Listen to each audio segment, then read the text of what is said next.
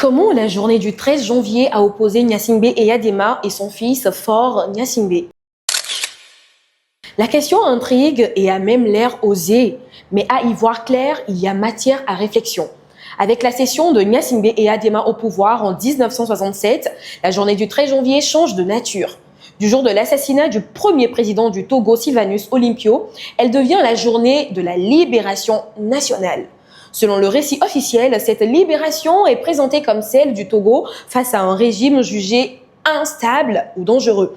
Pour Gnassingbé Eyadema, cette journée est le symbole d'une grande victoire. Cette victoire, telle que construite par Gnassingbé père, ne relève pas seulement d'un renversement politique ou d'un changement de régime. Sa véritable entreprise est celle d'une narration centrée sur sa propre action.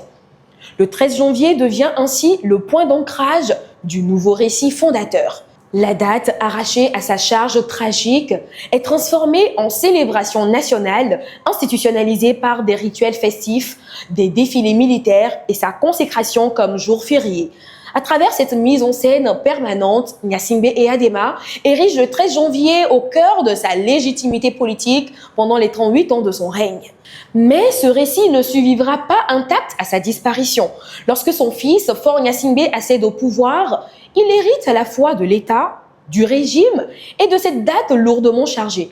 Une date qui, depuis près de 4 décennies, racontait avant tout l'histoire d'un homme, son père.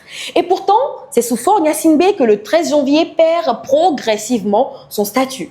La fête est supprimée en 2013. La célébration s'efface, le symbole s'atténue, comme si la date fondatrice du régime devenait paradoxalement encombrante pour celui qui en est pourtant l'héritier direct.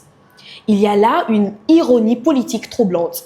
Gnassingbé Eyadema avait enterré une mémoire nationale pour imposer le 13 janvier. Son fils, lui, enterre le 13 janvier sans jamais réellement enterrer l'héritage politique de son père. Ainsi, si le symbole construit autour du 13 janvier s'est progressivement effacé, la mémoire qu'il avait contribué à occulter ne s'est pas pour autant pleinement réinstallée dans l'espace national. En fin de compte, le 13 janvier ne célèbre plus un pouvoir. Il ne répare pas non plus une histoire.